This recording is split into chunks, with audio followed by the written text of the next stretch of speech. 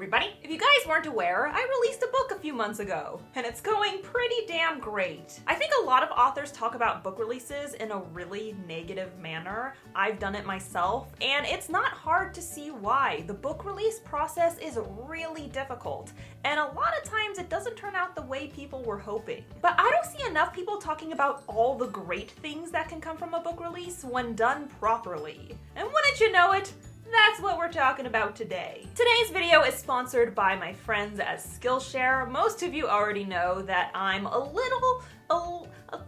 just a tiny bit obsessed with this platform. Skillshare is an online learning community for creators with over 20,000 classes in creative writing, business, marketing, the works. If you want to learn about it, it's probably on Skillshare. Premium membership gets you unlimited access to all of their classes, and they have some amazing content. They've got classes taught by New York Times best-selling authors, they have classes taught by major influencers, they even have classes taught by cyborgs. Which brings me to my big announcement. Most of you know that I have a class available on Skillshare all about how to build a successful author platform. If you haven't checked it out yet, you totally should. Today, I'm super excited to announce the launch of my second Skillshare class, which is a detailed guide of the book release process from start to finish. I'm giving you all of my tips and tricks for having an awesome book launch based off of my research and personal experience. I'm honestly so excited about this class.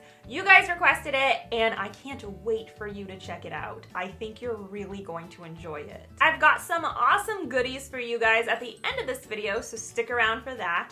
But first, in honor of my new class, I am listing the top 10 things that have happened as a result of the launch of my novel, The Savior's Champion. People don't talk about all the cool stuff that happens as a result of a book launch, and even worse, they don't share how they were able to achieve it.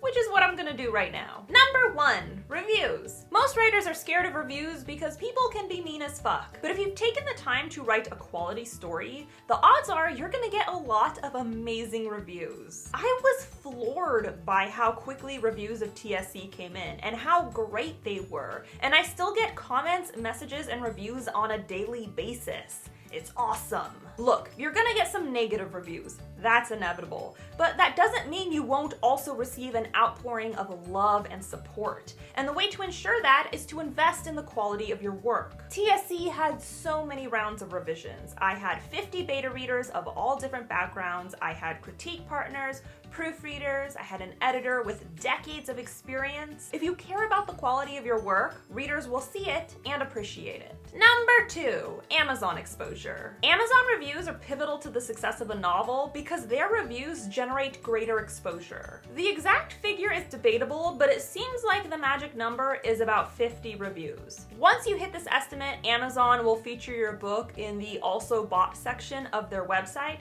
They'll also feature it in spotlight positions or in their newsletter, which is a huge boost. When I released The Savior's Champion, my goal was to hit 50 reviews by the end of the launch date, and I ended up reaching that figure in 2 days. My next benchmark was 100 reviews, which I hit in about 2 to 3 weeks, and this boosted my visibility so much. The way I achieved this was focusing on ARC reviews during the pre-sale process. I sent out a minimum of 50 advanced copies to readers of influence, specifically so they could share their reviews, which made it much easier to achieve this goal. Number 3, Amazon bestseller lists. I'm gonna keep it real. Most people don't give a shit about the Amazon bestseller list. Amazon has a billion lists in the most obscure categories like children's mythology and dental assisting. Because of this, it's really easy to cheat the system, and many authors do just that. You label your book in an obscure category with no competition, you sell 1 copy, and bam!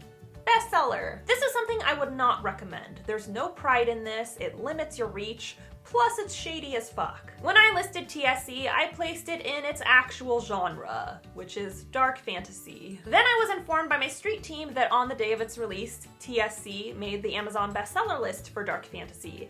And although I don't put a lot of stock in the Amazon bestseller list, it was still pretty cool to see. The way I was able to do this without cheating the system was through a rigorous marketing schedule. I marketed every single day for the entire 6 months leading up to my book release. Number 4, bookstore presence. There's a misconception that indie books can't be featured in bookstores.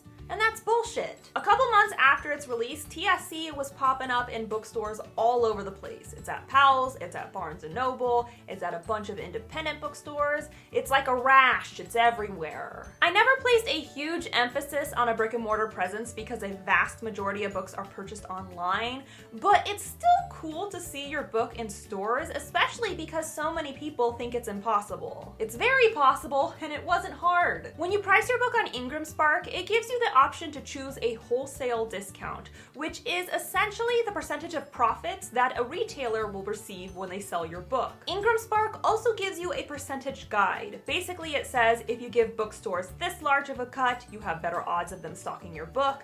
If you give them this cut, outlook not so good. Thus, if an indie author wants a brick and mortar presence, all they have to do is follow the guide. But here's the kicker.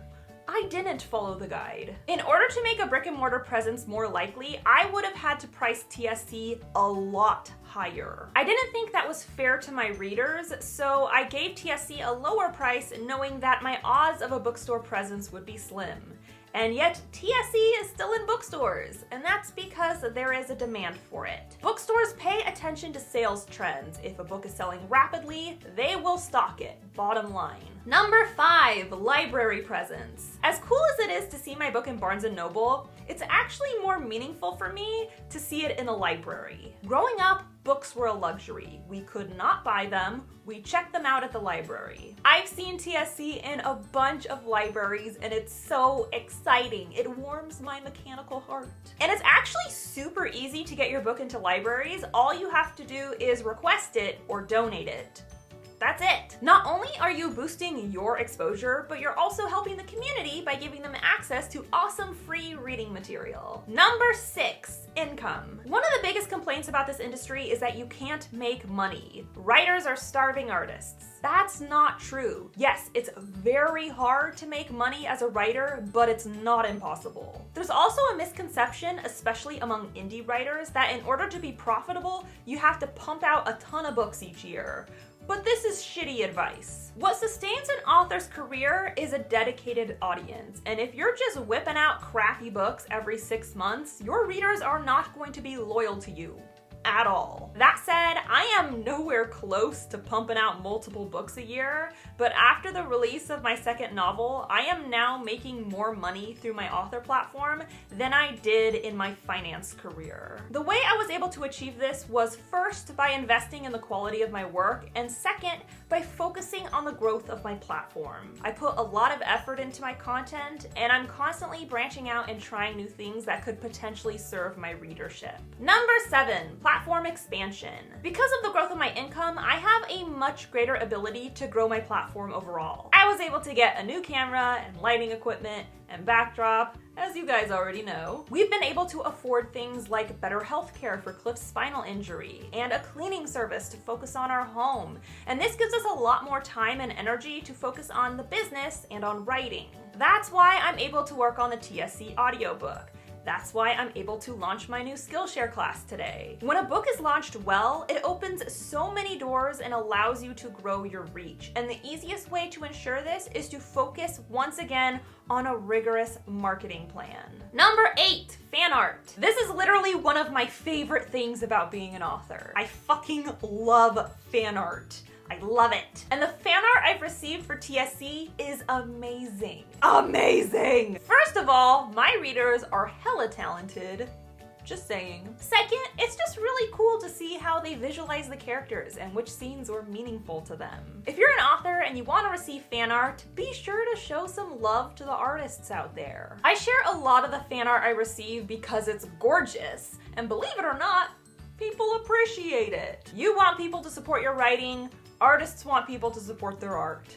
It's the same thing. Number 9, opportunities. After the release of The Savior's Champion, I have been flooded with so many amazing opportunities. TSC was featured in my favorite monthly subscription box, the Bookie Box, which was so exciting. I've participated in interviews with some really great people that I have a lot of respect for. And I've been contacted by publishers and agents, though thus far I have politely declined. Honestly, the key to finding opportunities as an author is simple. You just have to be visible. A lot of authors shy away from having a public presence or a social media presence, and that's stupid. Create a powerful professional website, create a contact page that is easy to locate, make it easy for opportunities to come your way by plastering yourself all over the internet.